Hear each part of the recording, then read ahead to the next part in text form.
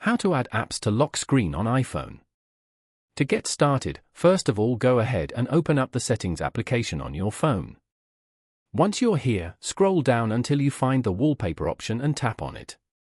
On the wallpaper screen, you see a preview of your current lock screen and home screen. Tap the Customize button under the lock screen preview. This opens the lock screen in an editing mode. The screen is divided into sections for the time, date, and widgets. Here, tap on the widget area, which is the rectangular box located below the time. An Add Widgets panel slides up from the bottom, showing a list of all available widgets from various apps installed on the phone. Scroll through this list to find the apps you want to add. The selected apps are immediately added to the widget bar on the lock screen.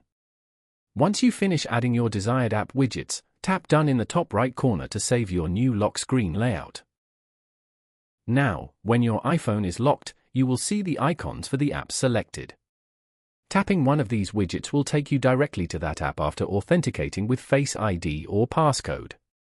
Following these steps, you can easily add apps to the lock screen on an iPhone.